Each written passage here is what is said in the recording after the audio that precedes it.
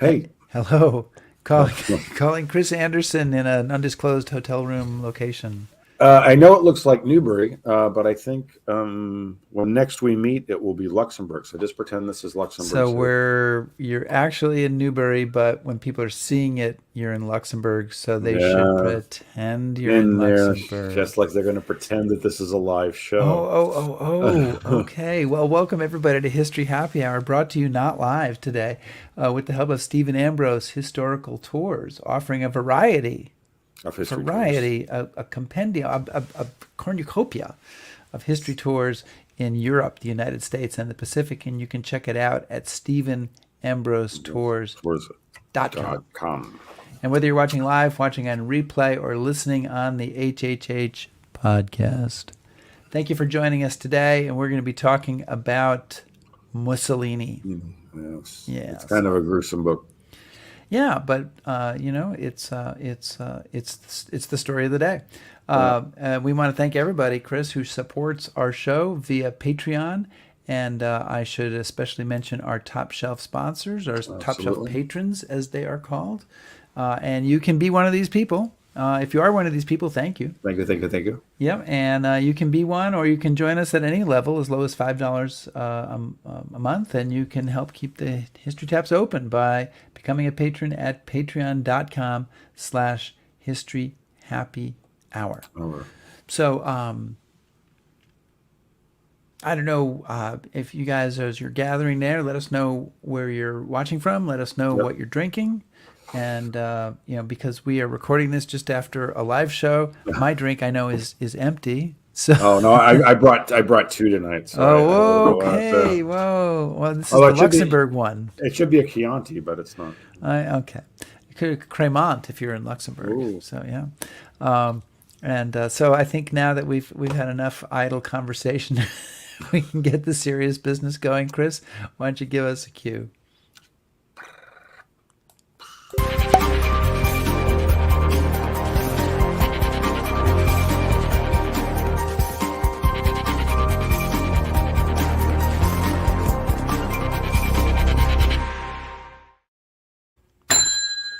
the bar is open. The bar is open.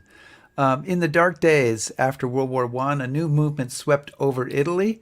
Fascism promised to build a new Roman Empire and restore Italy's greatness. The movement spawned black shirts, violence, and a fellow named Benito Mussolini. And our guest today, John Foote, has written a book called Blood and Power, The Rise and Fall of Italian Fascism, and he tells the disturbing story of fascism from 1915 to 1945. John describes himself, I read this on his Twitter feed today, as a historian specializing in Italian stuff, which I thought was about the briefest bio that I could possibly do on the show. He's written several other books on Italian history and sport and joins us from the famous port city of Bristol in the UK. John Foote, welcome to History Happy Hour. Hello, everybody. I, Great to be here. Thanks for the invitation. So, we is the appreciate it. Lambrusco from the region where Mussolini was born? It's close. I think it depends. I don't want to get all too detailed about it, but it's. I think it depends what kind of Lambrusco it is. So we could go down the road, but it's not far away. Okay, I don't know. Which that's sort of it's not far away. It's not far Okay, away. we're going with not far away. Good There enough. we I go. think that's a All right. win. I think that's a win. Uh, John, I would describe your book as a bottom up history of fascism in Italy. You write, we know much about Mussolini, but too little about ordinary Italians who lived through the dictatorship. How would you describe your approach and why did you go this route?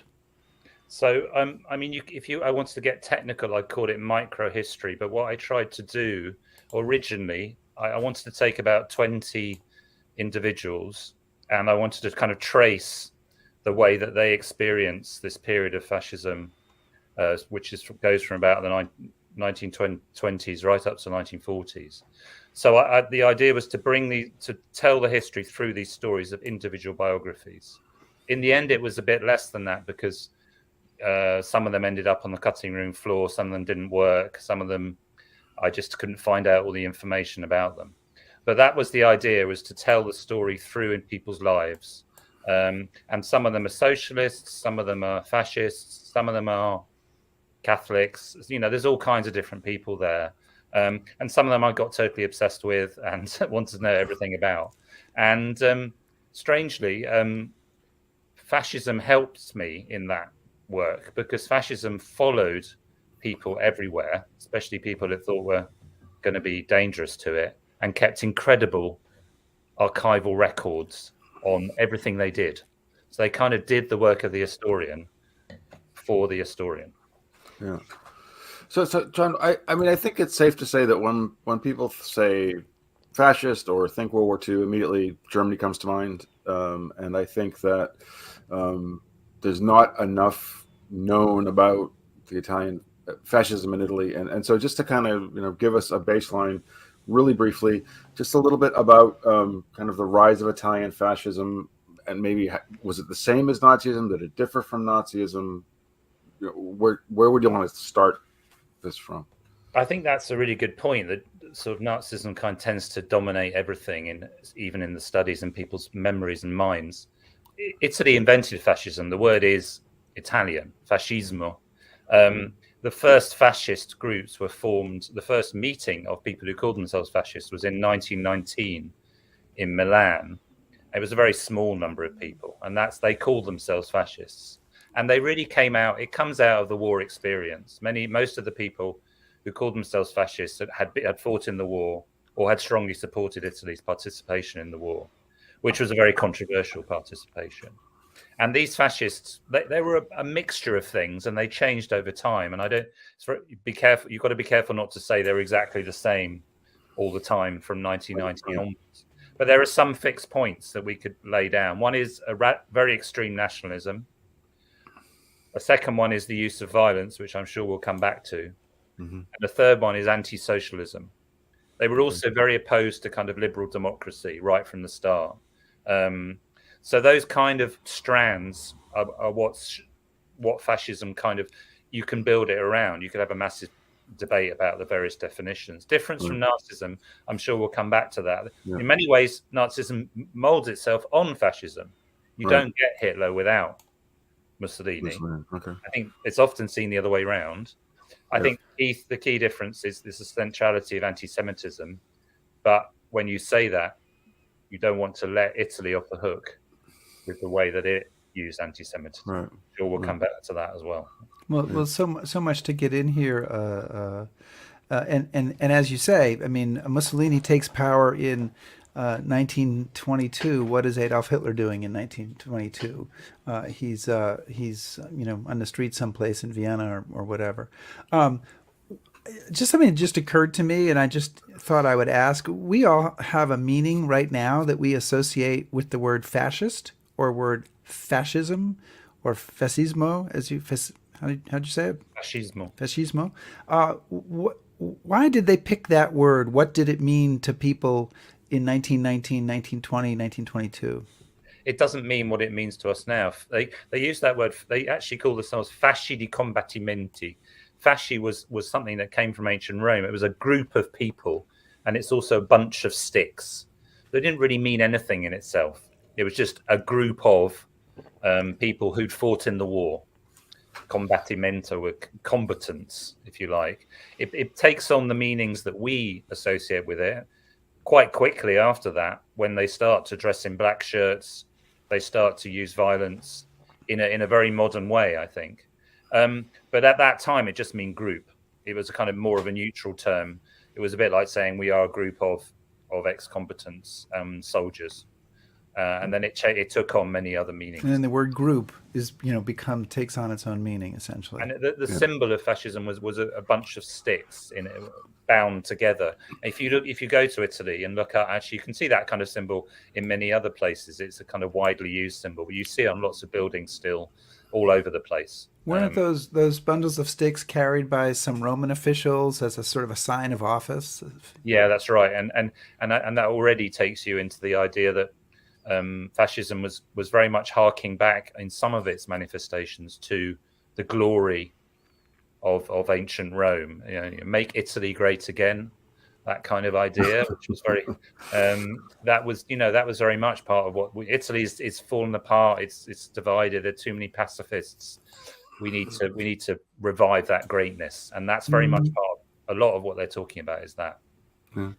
So, John, you kind of touched on this, and this might be a two-part question. So, if it is, I apologize. I'm going to steal a question from Rick, but maybe you can talk a little bit about Italy's experience of World War One and why that is so important to this story. And when I was reading your book, one of the questions that I was asking myself was, I mean, is Italian society prone to the violence that we would eventually see under fascism, or is it a byproduct of did World War One and that experience unleash this violence, or does one cause the other, or how's it?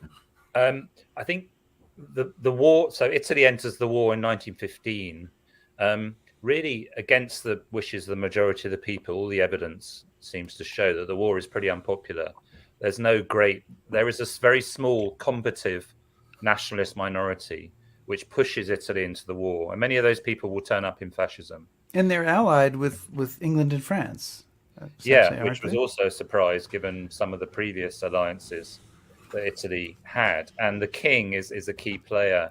The king is the head of state of Italy, is a key player in pushing Italy into the war with these already violent radical nationalist groups, including someone who we should also mention called Gabriele D'Annunzio, who was a poet, radical nationalist, fought in the war, and also kind of a proto-fascist, very important in pushing Italy into the war in 1915.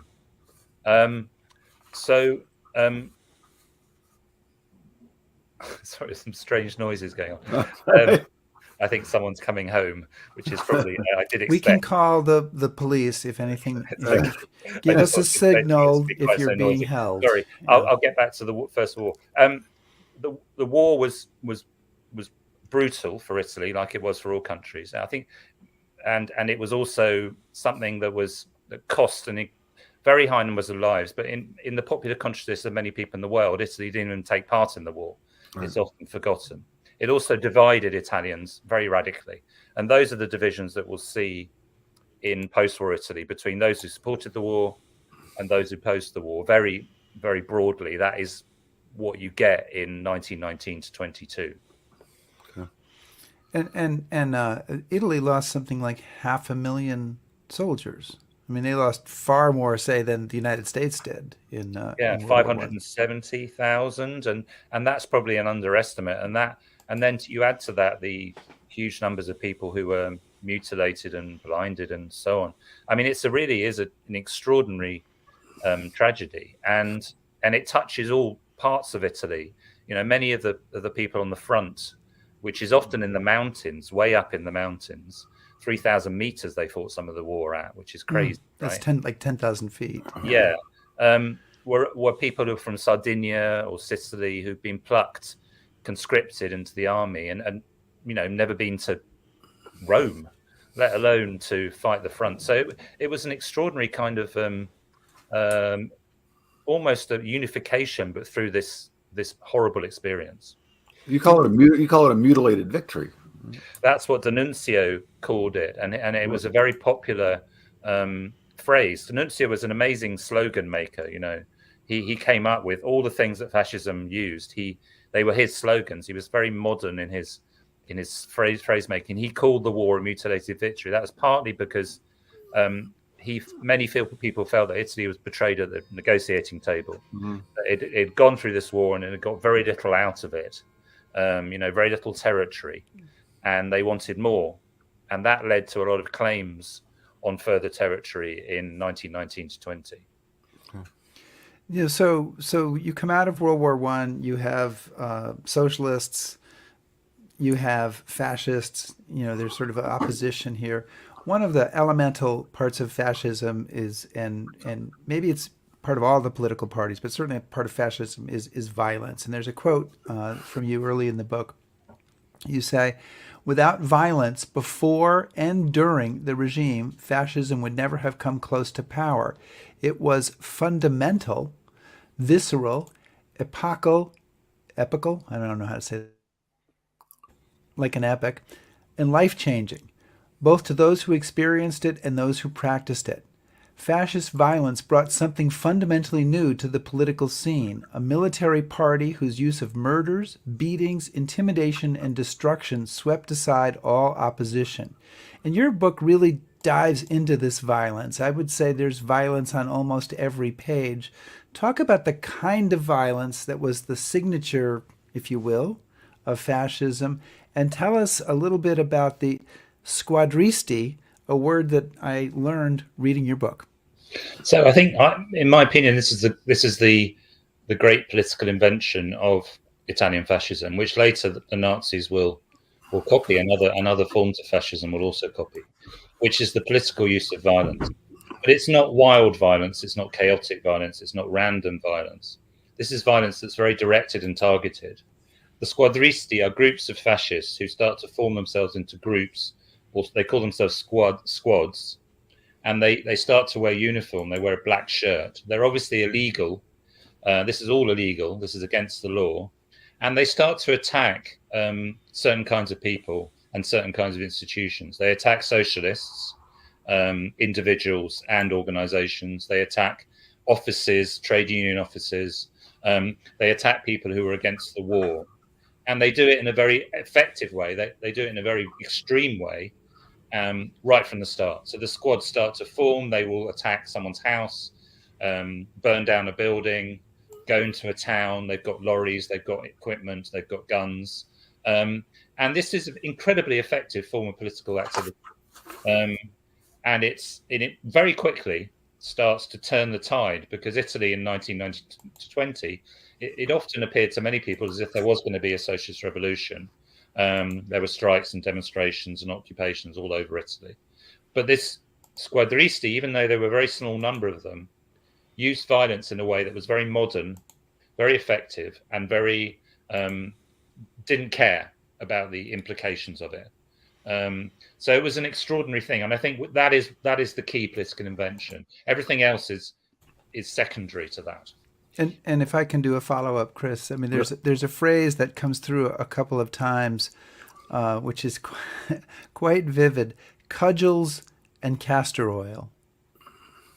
Mm. Those are some of the weapons of violence. Yeah, they're kind of inventing techniques, and one of the things they do is humiliate people. So they make an example of somebody in a public square, and everyone else has to watch this humiliation, this torture, this violence, and that scares all the other people.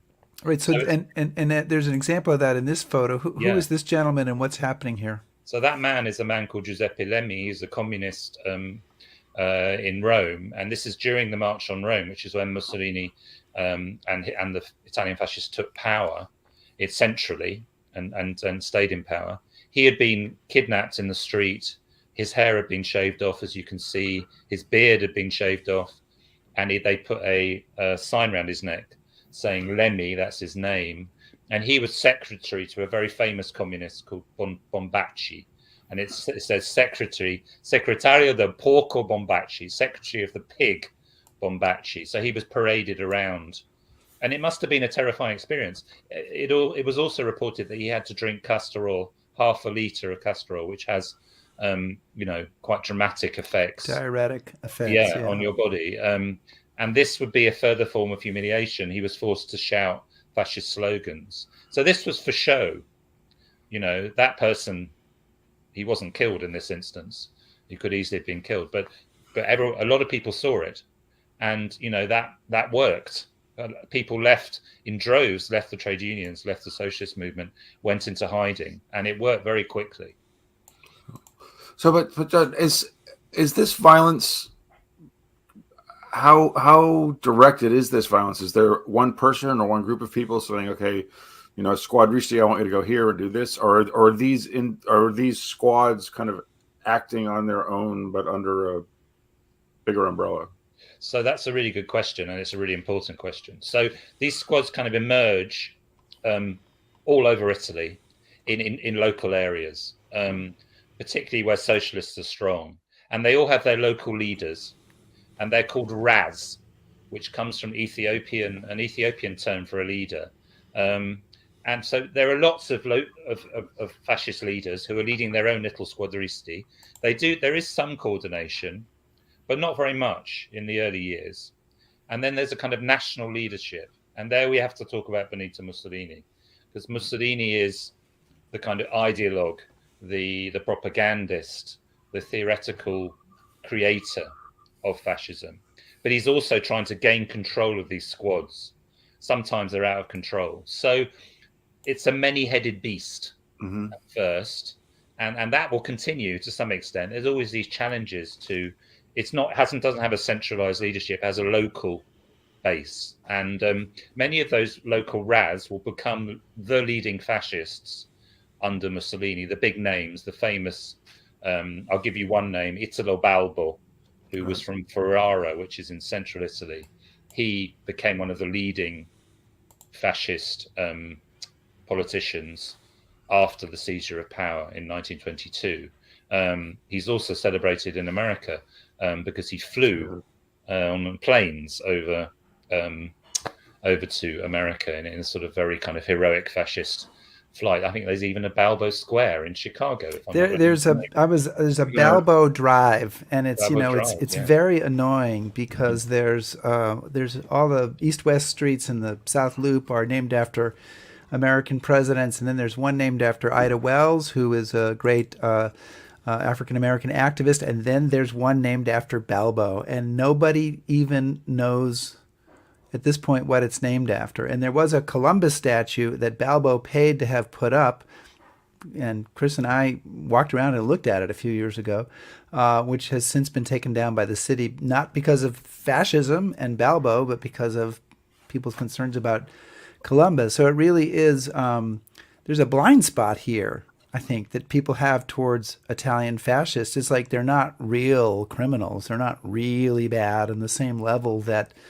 you'd never have a Goering Plaza or a Dzerzhinsky Square in Chicago, but it's okay to have a Balbo Drive. Yeah, it's extraordinary. I think he also gets off the hook a bit because he did this flight, but also he died in a very weird way in 1940. He died due to friendly fire, and there are lots of conspiracy theories around that. But he was one of the main. Fascism was Mussolini plus a lot of people who were called gerarchi, hierarchs, and he was one of the hierarchs. In fact, Mussolini was always very worried that he was going to challenge him, sent him off to the colonies, because then he could marginalize him. And then he got killed by friendly fire. Yeah, well, what a coincidence! That led to a lot of conspiracy theories about why he got killed. In any case, a shame. Yeah. Yeah. So, go ahead, Chris. I was going to say, so as you know, obviously throughout their rise to power, violence is central to what they're doing. But are they proposing anything else? I mean, because if it's just violence, they're sort of like the Freikorps in Germany, right? But they have to say, okay, we're going to have this violence, but this is what we're going to also give you. So what is the other part? Yeah, what are they for? I get that they want to put down the socialists, knock the left, but what are they in favor of? Yeah, I think it's at that point, the things like order and, there's a terrible cliche, which everybody knows, which is making the trains run on time. But it always has a little kernel of truth. Italy, 1919-20 was racked by strikes and disorder and demonstrations. And the fascists said, we can put a stop to all that. We will bring order. But we will also make Italy great again. We will bring you a new empire. Did they literally use that phrase? I mean, they talk about a new Roman Empire, so it's very similar to. It's not the literal phrase, but it's what it means. It's we were great once, and we're going to have a new empire, and it's going to be centered around Rome, which once ruled the world, and now we're decadent and so on. They also promised things, which they certainly didn't deliver. Of getting rid of corruption and getting rid of kind of decadent parliamentarianism and things like that. So they, for many middle class people in Italy, socialism represented something quite scary. And the socialists actually explicitly said many times, when we take power, we're going to get rid of you because we won't need you anymore. So they were also, they were a good bet for many people. I think even the liberal state which kind of allows all this violence to take place, doesn't really do much about it, kind of thinks that it can control the fascists. And that's a terrible error, because once the fascists take power in 1922, they turn on, once they've got rid of the socialists and the unions, they turn on the liberals and many Catholics as well. So it wasn't, they couldn't control them. And in fact, they then abolished democracy. Well, and we have a question from one of our members of our audience here who says, "How could violence have prospered without government indifference?" And I mean, there is this moment. There does seem to be a lot of government indifference, police indifference, or even favoring the fascists. And then there's this moment where the fascists march on Rome. The prime minister wants to call out the army and deal with this, and he needs the king to sign the decree. And the king says, I don't know. I don't think I'm going to do that. And he ends up, even though they have this tiny sliver of representation in parliament, he makes Mussolini prime minister. So why this complete ineffectiveness, essentially, in resisting this violent attempt to overthrow the country? I think it's worse than ineffectiveness. I think what you see in 1919 to 21 is active collusion between the police, the army, and the fascists, to this extent of giving them equipment and guns and allowing them to do what they wanted. On very, very few occasions do the police or the army fire on or arrest fascists. So they're actively working together. And I think when the March on Rome comes around, it's too late. The king refuses to sign the state of siege decree, which is a very famous moment in Italian history, because that allows the fascists to win. But I think by that time he couldn't be sure to rely on the army at all, that is a problematic moment for a state if it can't rely on its own army to obey orders. So the army in 1922 is sort of shooing the fascists into saying, just kind of letting them do exactly what they wanted. So I think it's a more serious than indifference. It's actually actively working together, and there's been some fantastic sort of work at a local level demonstrating that. So, John, given their violence right from the very start, and given that at least at the beginning, socialists and communists are bigger groups, organized groups, than fascists, what's the level of public support for this movement? I mean, is this a small group that takes over the country and says, "This is how it's going to be, folks," or is there popular support, and does it change? I mean, that's in some ways that's the 64,000. That's such an important question, and it's often quite hard to ascertain that kind of thing, because especially under a dictatorship, how do you know, what support is? In the rise to power, I'd say it's always a minority movement. Whenever they stand in elections, free elections, and there's elections in 1919 and 1921, those are the last two probably free elections. 24, there's a huge amount of intimidation. They get, maximum 30 deputies, 30 MPs, right? Out of how many? That's all, 30. It's nothing, right? So all the evidence points to them being quite strong minority support. There's quite a lot of passive support. Yeah, let's let them do this, but we don't really like them. This is kind of distasteful. They'll do the dirty work for us, but we'll control them afterwards. I don't think there was ever anything like a majority support for them. There's a lot of very active people involved. And as we know, I'm sure from other programs, that active minorities tend to make history. And they made it in this case, but they never had a majority support. And once in power, that's another huge question, whether they achieved support. I think that's a more complicated question. By the 30s, probably there was a degree of, acceptance of the regime, but that's after a massive amount of repression had taken place and all opposition had been swept away. But I mean, it's pretty clear what the fascists' policy is, right? I mean, they're violent and they're brutal, and nobody seems to be calling them out, really, or they're just. I mean, how do they? Mussolini plays the statesman. I mean, he comes into power and he says, right, that's the end of all that. that was a necessary, we had to use violence. It was Right, necessary right. to get rid of all the evil socialists and trade unionists. And now in power, I'm going to act like a statesman. I'm going to act responsibly. I'm going to bring in moderate people into my cabinet. But they never really stopped the violence. They brought it into the state. Right. So he and other leaders extremely clever in turning this off and on, and in using it to their advantage. And the liberal state, which was by that time very weak, was unable to control the movement. And once Mussolini was in power, he used it very well. Nobody took Mussolini seriously. And that's another thing, another great error. Mussolini had been a socialist. He changed his mind. They thought this man is not a serious person, but in fact he was extremely able at managing power and at managing the fascist movement as well. Yeah, there's a couple of different directions to go here, but one of the things I wanted to bring out is that you have some of your own relatives, ancestors, members of your family who in Italy who had some positive feelings towards fascism and towards Mussolini. I mean, that you heard about at a young age. Yeah, I tell this story when I start the book about my great grandmother who was Italian. And my dad used to tell this story because we would all be sitting around. A lot of my family were politicians, and it was a very political family. And there'd always be these arguments, about everything. Everything was always an argument, but in a fun way.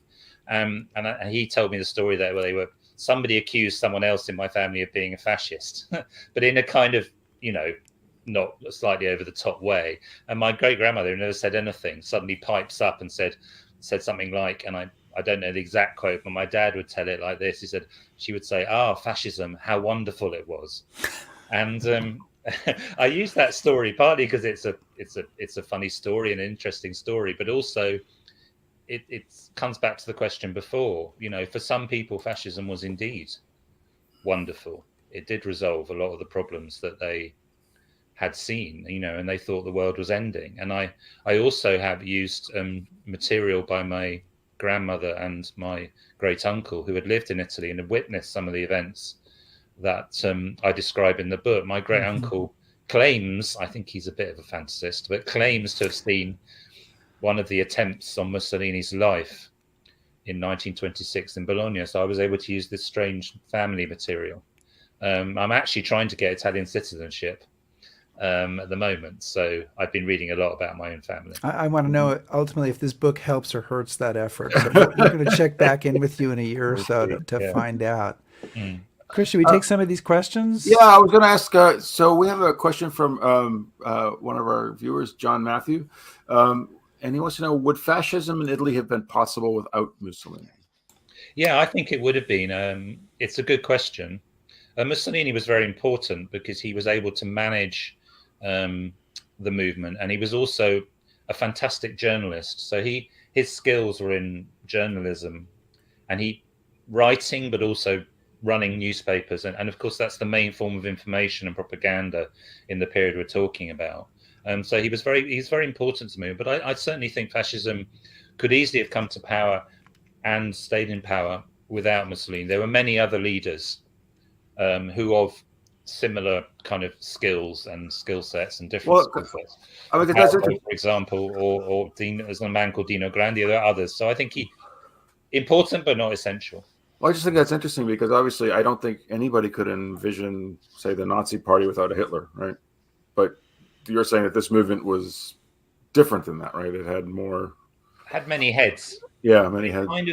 Mussolini was quite good at, the movement had different forms of power, that it spread power to some extent. It was a hierarchical movement, but it also spread power locally, which is something in Italy that is very a wise thing to do because of the importance of regionalism and localism. So I think there was a cult of Mussolini, which was created for propaganda purposes in the 20s and 30s, which would made him out to be a superman and a great man, and but also a man of the people.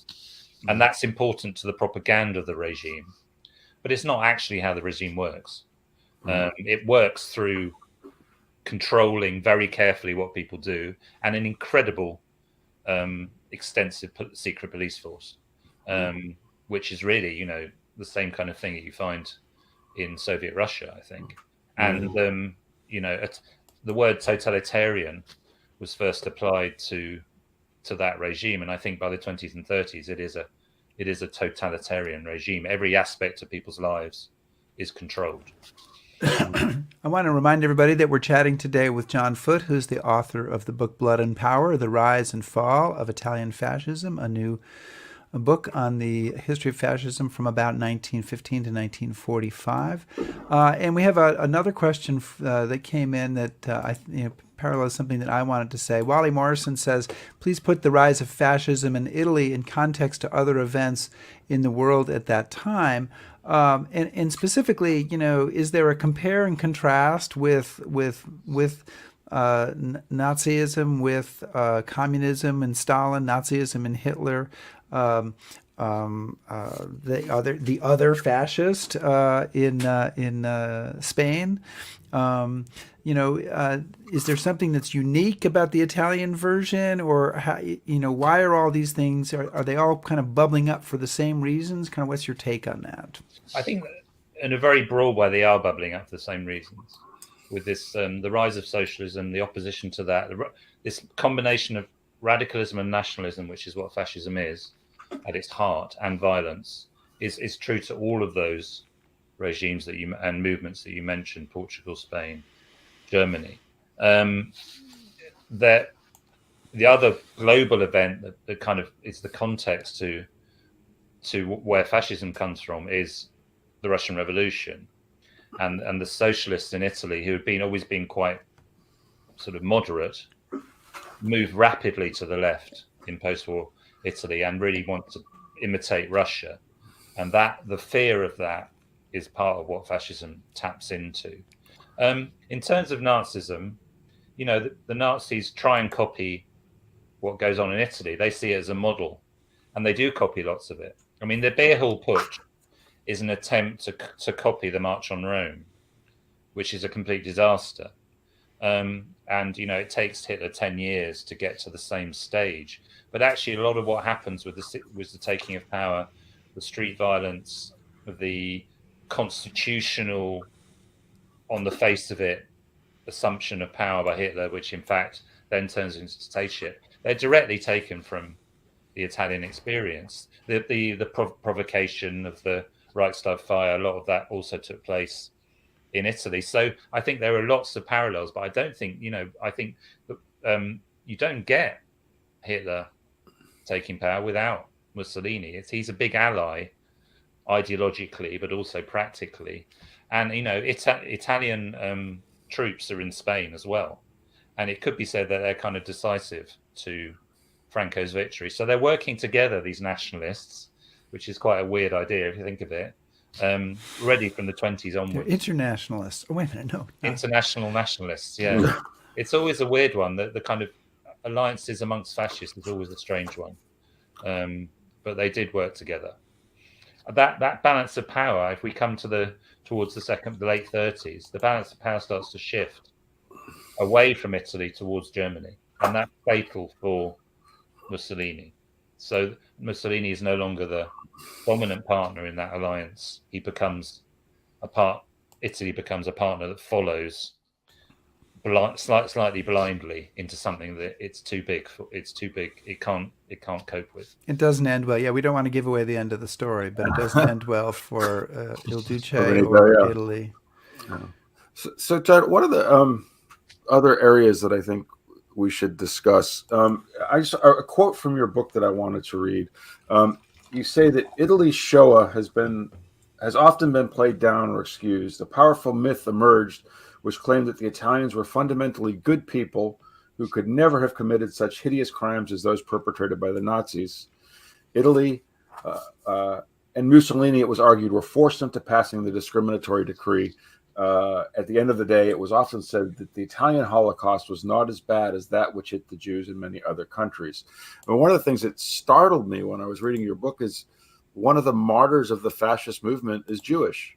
And there are large numbers of Jewish people involved in fascism's rise. So I know this is like a big question, but sort of the place of Jews in this whole movement, and where does this, how does this all play out for them? So I think the first thing to say is the Italian Jewish community is very small. Okay, Yep. so 60,000, something like that. But also, despite that smallness in numbers, is actually very influential in terms of politics, in terms of other things. There have been Jewish prime ministers of Italy, one half Jewish, one Jewish. So influential in a political sense, and also very patriotic community, freed by the unification of Italy in 1860. Not going too much detail, liberated the Jews from the ghettos, which had been set up by by the Catholic Church and by the pre-unification governments. So they were very attached to the Italian state, and many of them joined the fascist movement at quite high levels when it broke out, and they saw it as a way of attaching themselves to their pride in Italy. Many had fought in the First World War. Now, the anti-Semitism is there right from the start, but it becomes much stronger in the 30s, and it is the alliance with Hitler which sparks it, but it is also homegrown. And in 1938, Mussolini passes these very, very stringent anti-Semitic laws, which, in a series of decrees signed by the king, which remove Jews from various aspects of public life, schools. You can see in that poster, they're not allowed to own property, they're not allowed to own businesses, and slowly their kind of rights are taken away over a period of years.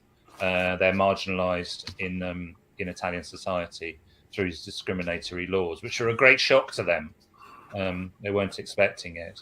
And here we're into the Second World War, when the Nazis are in charge of Italy, alongside Italian fascists, they start to deport Italian Jews to Auschwitz, mainly to Auschwitz, and about 10,000 die in Auschwitz. Others are killed on Italian soil. So there's an alliance which allows that to happen.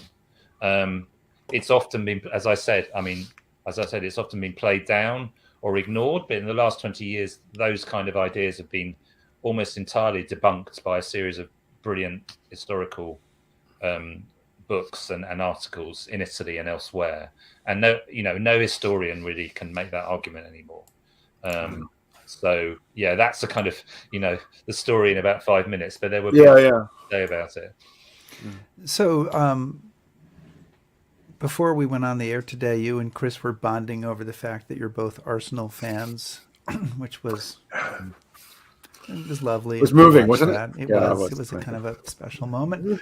And you've written about sport in Italy. That is one of the areas that you've written about. And you also write about fascism. You said, quote, "From the beginning, fascism understood the power and reach of sport." So, I think that many of us might call to mind Hitler and the 1936 Olympics, but again, Mussolini's there first with the 1932 World Cup or 34, I can't remember which year, and all sorts of other stuff. Tell us, just to touch on that a little bit for us.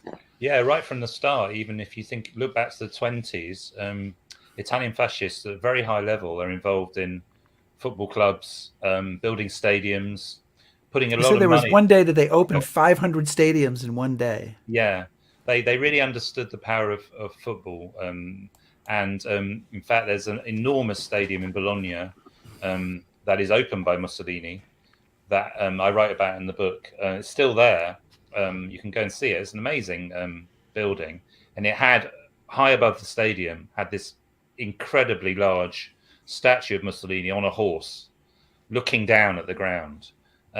So they used sport. They understood a lot of things about popular culture, film, radio, cinema. They were very, very modern. It was the first modern totalitarian regime in that sense. They used sport to create consensus, to create participation. And in 1934, Italy organised the second Football World Cup in Italy, and won it. Surprise, surprise, you might say. And it was organised as a political event. just, I mean, I don't want to make facile comparisons, but quite similar way to the way that Qatar recently organised Football World Cup. Organised to bring as much attention and consensus to Italy and to Mussolini as possible. They also went to France with the Italian team, won the 1938 World Cup. So they created a very, very high level football team. And this crossed over lots of other sports, cycling, and many other sports, boxing, which I talk about in the book. Which the one thing about you've got to be careful of if you're a regime working with sport is that things can go badly wrong. And with the Italian boxer Primo Carnera, he was enormous. This enormous guy who'd been born in northern Italy. He was like hugely tall and had massive muscles, and he became world champion. But then he got knocked down a lot by Joe Louis, and the Italian fascists banned all photos of him lying on the canvas. There were these things called veline. So the press was completely controlled under fascism, and they sent out these little notes, which were called veline because they were on very small bits of paper. And one of these velines, and they've kept them. They're archived, and it said no pictures of Carnera on the canvas, and that was like banned. So yeah, that you can go wrong, and then he was quickly dropped as a figure. So John, one of the things that I've always been curious about and was fascinated by when you kind of touch on it a bit in the book is, given that the fascist regime glorifies violence and they talked about an empire and, little boys dressing up in uniforms and playing soldier and all this sort of thing, I think it's safe to say that the Italians didn't really perform as stellarly in that department during the Second World War as other countries.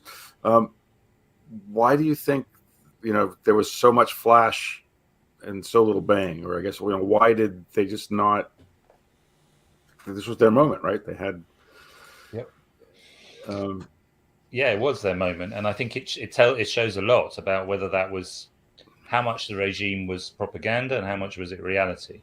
Right. So, I mean, I put a little caveat in, which is the invasion of Ethiopia in 1935, which involved 1 million Italians, and they put a lot of, and that was seen as a military success. Mm-hmm. But I'll leave that one aside. But that's a fascinating subject. There's been lots of work on that, and a lot of violence is then transferred to the colonies, and there's a genocide more or less there. But the Second World War, I think it tells you a lot, because firstly, Mussolini waits until France is basically defeated before jumping on the bandwagon. So he's very opportunistic decision to enter the war, even though, according to the Pacts of Skill, he's meant to enter the war immediately as soon as Germany does. He doesn't. But I think he knows that, the Italian army is neither prepared nor ready, and nor is there much enthusiasm for war, which is very interesting, because that must be a difficult thing for a fascist to admit to themselves. Of course, that's not what they're saying publicly, but if you look at what's going on behind the scenes, for example, the diaries of Galeazzo Ciano, who's the foreign minister, tells you the truth of the. I was just actually going to bring that up, and he was Mussolini's son-in-law also. But when you read those diaries, Mussolini is filled with indecision and doubt about whether following Hitler is a good idea, and yet he's ultimately like the man riding the tiger. He doesn't have any idea how to get off. No, I mean, they think they can win, and they do win in France quickly, but then it all goes badly wrong. And why does it go badly wrong? Partly because of Hitler's strategy and, that the sort of crazy idea to conquer everything, but also because there isn't really that much enthusiasm, even in the army, for a fascist war. There are, and again, you come back to what I said before, a minority of very radical fascists in the army who are really up for it, but the vast majority are not up for it. And that tells you something about fascism. Was it really about more repression than about a great enthusiasm, with all those pictures of everyone cheering Mussolini? Okay, how many of them are actually cheering Mussolini, and how many of them have to do it? How fake is it? And I think the war shows you the defeat in Greece, the disaster in Russia. It's just one defeat after the other. The defeat in Africa, and very quickly falls apart. Yeah. And Mussolini going. I firmly believe they hadn't got into the war, Mussolini could have easily lived like Franco and died in his own bed, and Right. There's some great dystopian novels where Mussolini's still alive in the 60s, which come out, which I'm really enjoying. So I've been reading. But, yeah, but I think it tells you a lot about how popular the regime was. Yeah. At the end of the war, well, of course, Mussolini is deposed, which is an amazing story by itself. The Germans, Otto Skorzeny, drops in. They get their hands on him. They kind of make him this prime minister again, or leader again, but in a kind of a pro forma way. He is eventually executed by partisans along with his mistress. Because your book is less about Mussolini than it is about all of the other people who took part in this movement, are there repercussions for sort of the lower and mid-level fascists and black shirts and squadristi leaders? Or do they all just kind of get to go back home and say, "Oh, never mind," and just kind of get on with their lives? Which way does it go? Are there trials like Nuremberg, or is it all just let's just bury it all and hush it up? So there's two things there. One is in the immediate moment after the liberation, after the Allies, the Americans and the British liberate Italy in bits, that they're going up from Sicily. It takes quite a long time, but every time they liberate a place, there's a lot of bloodletting, and the people who get killed are mainly fascists. Okay, so key fascists are taken out and shot. We don't know how many, but we're talking 15,000, quite a lot of people. Okay, so it's called the Resa dei Conti, the settling of accounts. Mm-hmm. So in that immediate aftermath, a lot of ex-squadristi, high-level fascists are shot, just summarily, including that Starace, one of the most high-level fascists, who's kind of goes out for a jog, bizarrely, and is shot in the back. This is Starace there with he's got a kind of gymnastics kit on. This is him moments before he's executed. Yeah, this is in Milan in 1945, and he was a key figure in the regime. He'd been a bit marginalized, and he was in the wrong place at the wrong time. But if you got through that as a fascist, you probably would be okay.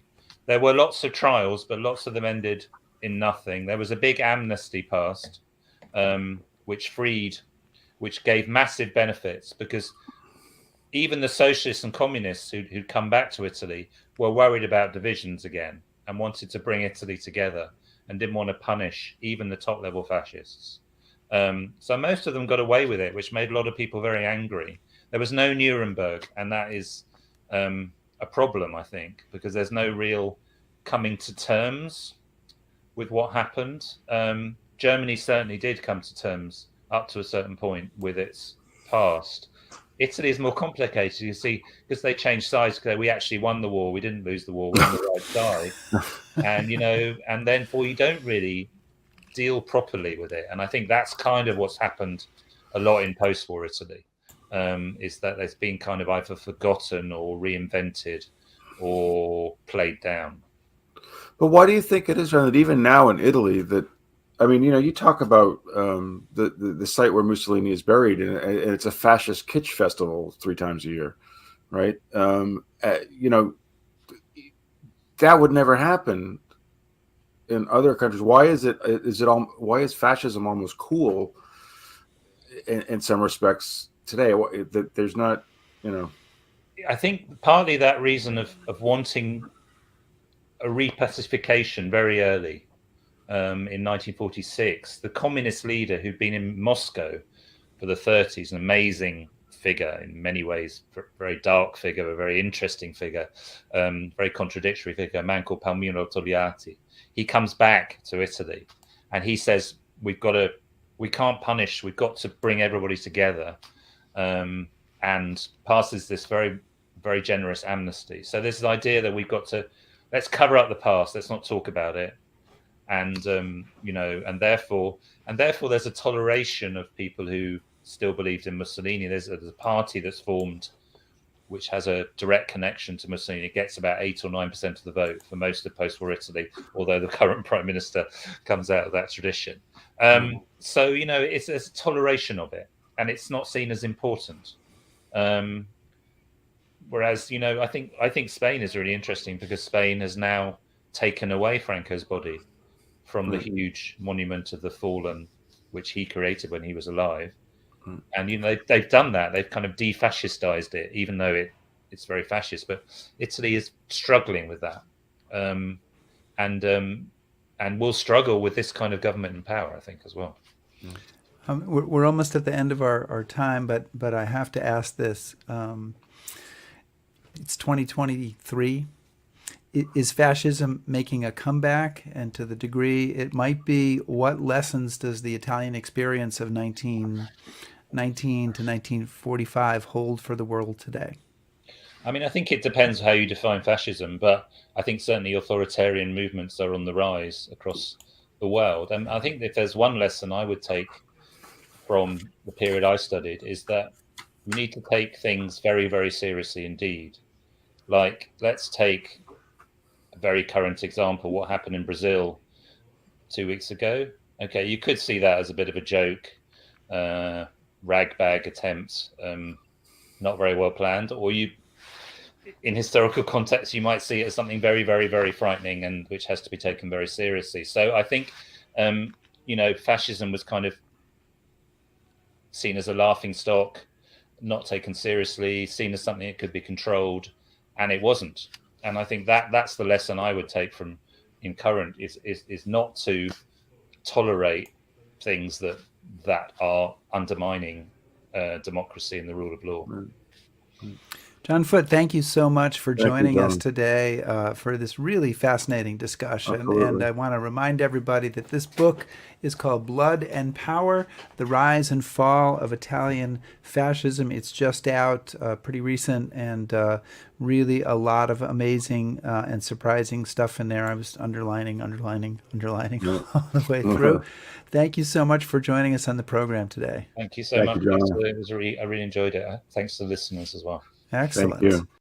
So that was our encore episode on Mussolini with John Foote. It was excellent speaking with him. Yeah, I was reading something today in the New York Times about the rise of the far right in Europe these days, and so I was reminded of actually this book and how everything old is starting to become new again, and I think it's interesting. And oh, great, yeah, or not great. Or not great, but not great. Yeah. This is why we read history books. This is why you watch History Happy Hour. Exactly. To get this perspective. Next week, we're going to have a little change of pace. We're off to ancient Greece. And we're going to look at 3 battles that saved democracy: Marathon, Thermopylae, and Salamis. Am I saying Salamis right? Salamis, I thought. Salamis, okay. But it's been a while since I've been speaking Greek, so I'm sure. It's been a lifetime. So our guest is Dr. Stephen Kershaw, author of that book about those battles. And so we're going to find out about how those battles shaped the world that came in the 2,500 years since then. So. Well, I think I'm looking forward to it because it's, I want to ask him why these events have such resonance today, and why, people still look at battles that were fought. Why they still matter. Yeah. So that's the story for next week. Please, guys, subscribe to us on YouTube, follow us on Facebook, shout at us on Twitter, listen to our podcast, back us. This is the most important one. Back us on Patreon. And browse historyhappyhour.com. Thanks, everybody. Be safe.